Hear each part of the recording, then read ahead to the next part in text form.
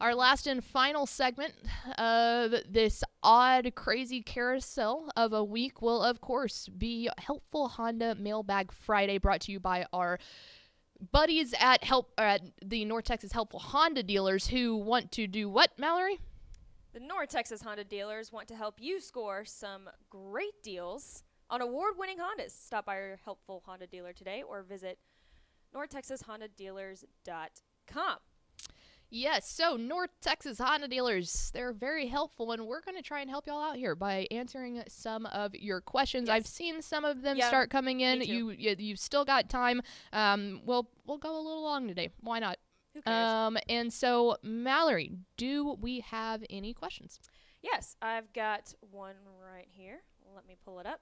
It's the first one I have. It says, in Katy Perry's Fireworks song, she said, "Baby, you're a firework. So when you were a baby, what type of firework would your parents describe you as?"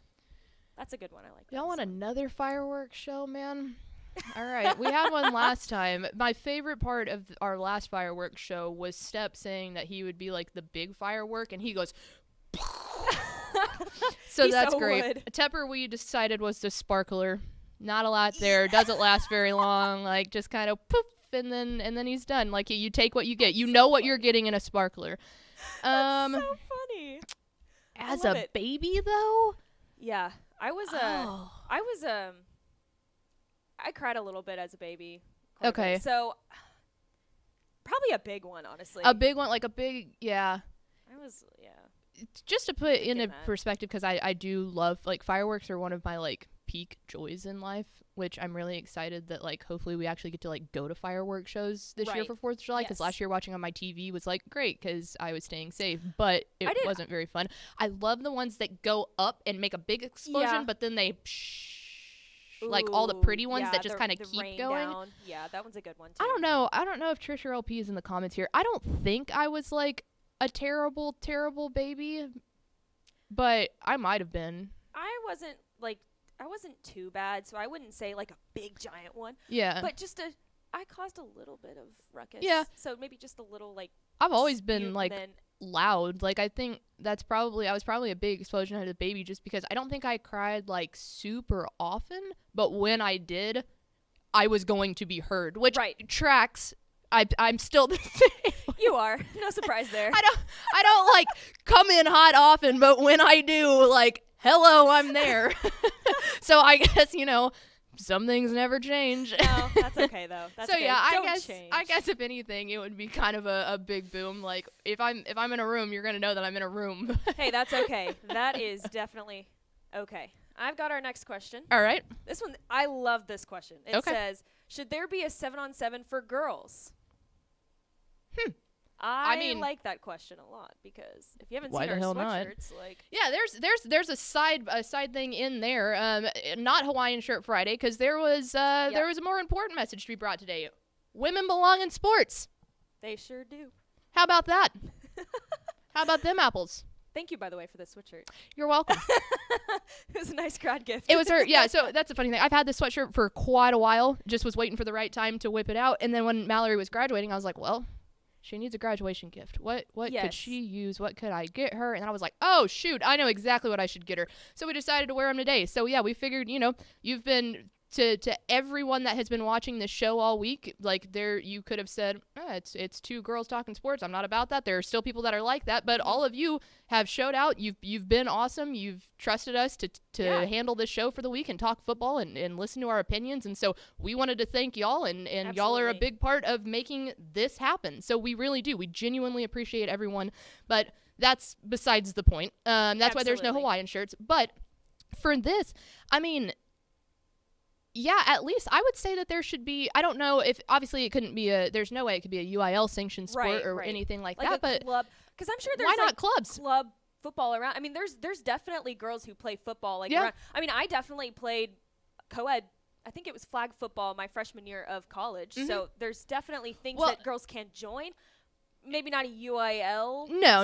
It's not. We're not. And especially, and just because realistically speaking, there is volleyball and basketball going on while there's football going on. So it's kind of one of those things, like, there's already something in its place. Now at big schools, like 6A schools, sure, go for it. Like at the smaller schools, it just doesn't work because you don't have the numbers. I understand that it can't be a UIL sanctioned sport, but there is absolutely no reason that there should be a chess club and that there can't be girls playing 7-on-7. Did you play powder puff in high school? I did. Oh man, those were my good old days. Oh yeah, the TFT faithful has seen my powder puff highlight reels. Yeah, I think I switched around a bunch. I played quarterback.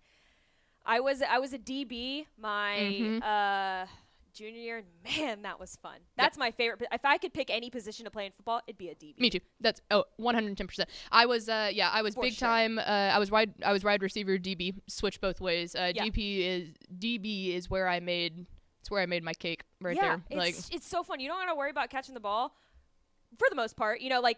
But if you want to pick it off, reach your hand up. There was nothing better than getting an interception. It's not like there is it's no not better as feeling. Structured as if you were a wide receiver.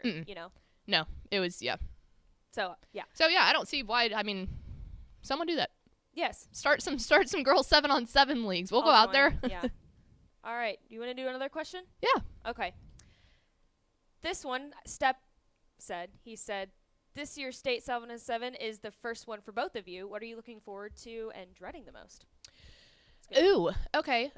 What I have loved the most about 7-on-7 is being able to, one, just like the normalcy of it is what I'm most excited for, because I know that a lot of people here weren't even at like live games and stuff throughout the year. They were streaming. Why not watch them at home at that point? For us, it was like with our line of work doing the sideline reporting, we had to go to the games and stuff, and it was great last year in a normal season. But being able to be out there like immersed in football again, just one, feels great. But the other thing too is being able to talk to the coaches and build that relationship when they're not sitting there completely stressed out and stuff. And coaches have always been so great to me on the sideline and everything. It's always great, but it's a different thing. But getting to go down there and experience it and just be around people again, I would say that's what I'm most excited for. Dreading? I've got one for dreading. I've heard that it's a sauna. Yeah, like, it's just hot out there, which, to each their own. Now that we're expecting that, I think it's great. But, like, I know me, I have to remember to stop and drink water. Yes, I have got to remember, like, we need to have, like, an alarm go off every 45 minutes that's saying, go chug a water bottle. No, I know. I'm the worst about drinking water, especially at events where I'm super busy. I just don't really think about it. I might be thirsty, but I just don't think about it. So yes, setting an alarm to drink water is a fantastic idea. Yeah. We will definitely need it. But yeah, being around the coaches when they're like chill is great. I've also heard a bunch of stories, and this is something that like shouldn't be as exciting as it is, but I feel like all you dorks are gonna know exactly where I'm coming from. Apparently we make a run to HEB like the night that we get there for like snacks and stuff, and I just feel like the whole squad rolling up in the swag wagon ready to like storm into this HEB, like victory formation going into this HEB. Like I feel like that's gonna be like a power move, like we're here. Right. We're ready to mess stuff up.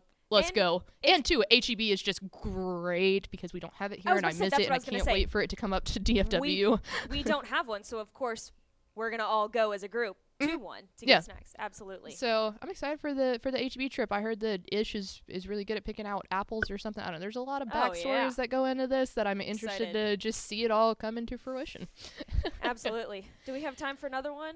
Yeah. Yeah, I've got one here. I don't know if you missed it. Did you get one from Matthew McSpadden here? He asked, do either of y'all like roller coasters? Did you have that one? I did not see that one. I'm interested to hear your take because I don't think that we've ever talked about this before. I absolutely love roller God coasters. Bless. The scarier the roller coaster is, the higher the roller coaster is, the better. If it has loops in it where you go upside down. Oh, yeah. I mean, that's my take on it. I really don't have anything else for you. But the bigger, the better. See, I don't know if you know this. I know that some of the people watching this show know this. I don't know. We're however many episodes in. We're beating a dead horse half the time. But my family, when Jake's my younger brother, when we got old enough to really start going on bigger trips and actually remembering it and stuff, the Pickles traveled the U.S., going to different amusement parks. So if you have a Six Flags season pass, shout out Six Flags if you want to sponsor us, we'll send you your invoice. But if you have a season pass, like the gold level, you can go to any park for free, like just your pass. So my parents were super smart because they're like, oh, they'll think that we're treating them to all this stuff. And really, they made a one-time payment, and it was like hours of fun. And it's your whole day amount of fun. So, but there's 13 total Six Flags parks. One of them's in Canada. Shout out Matt Stepp. Another one is in Mexico. And so there's 11 in the U.S., and we've been to 8 out of the 11 in the U.S., which has been really cool. But so, like, not only do I, like, love roller coasters, like, I'm kind of a like junkie, like I'm a nerd about it too, because we used to watch all the like they had the shows on the Discovery Channel and stuff like that about like like coaster wars and stuff. Like we would watch and like legitimately look up like all the inner workings of the coaster and like how much velocity do you have and like all that. So like if you want to sit down and just have me talk for like 4 hours, let's have a show about roller coasters, because I could go podcast about roller coasters. I could go with roller coasters. What's your favorite roller coaster at Six Flags? Out the top of your head, go. Favorite roller coaster at this Six Flags location, Arlington. In Arlington? Yes. The Titan. Yep. You got to go with the Titan. It's great. It's the mega coaster. But ever since they redid the Texas Giant, when they made the Texas Giant a hybrid coaster with the wooden track and the steel, it's the steel track, the wooden stability part of it, they put the inverted drop in there. I mean, yeah. But the mega coaster of the Titan, just you can't beat it. Yep, I agree with you. You can't beat it. I like Mr. Freeze, but yeah. Titan's cool too. It's reverse. The reverse blast now. Cool. My hair always, like, I gotta have my hair up there. I love it. All right, that'll do. Do we have one more you want to do, or are we ending this? Well, we could. I've got a couple more, but do we have an ender, a big ender? Or? Yeah, we do. Okay. Who is your all-time favorite woman athlete? I like Ooh, that that's good. Really good one. I mean, there's so many good ones. That's the problem. Man. I've got one. Okay. And it's more recent, but I love Simone Biles. Yep. I'm a gymnastics nerd anyway, so just the fact that she is probably the best gymnast in the world. Yeah. She is the best gymnast in the world. I'm going to put my foot down and say it. I mean, she wins constantly, right? And she just set a new record, 7th national title for her. That is a new record. So she's by far my favorite woman athlete. So, yeah, that's probably what I'm going to say. I know she's a little bit more new, but... No, I love it, though. I love her. It's real hard for me to choose between Diana and Sue Bird.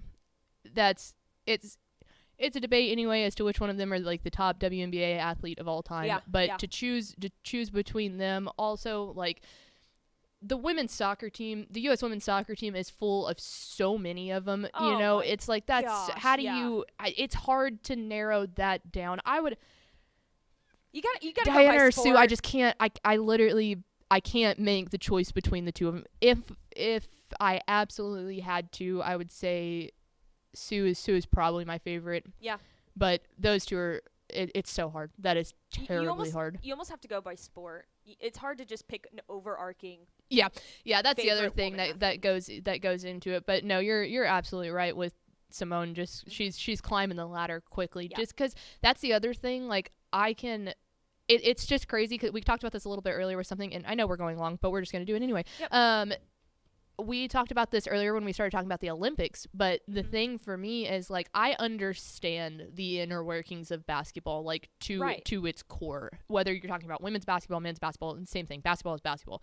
I love the depth of basketball that I can recognize with them, like, hey, this is awesome. Like, what they're doing is, oh, shoot. Right. If you didn't just say that, the sound just fell. What a great, that might just be a, hey, you're going long. Let's not do this anymore. The studio literally said, get out. We're over. So sick of hearing you talking anyway. I can't. On that note, we're done. We're done. I just wish you would have been on camera. We're done. It's over. Okay. That's going to do it for us.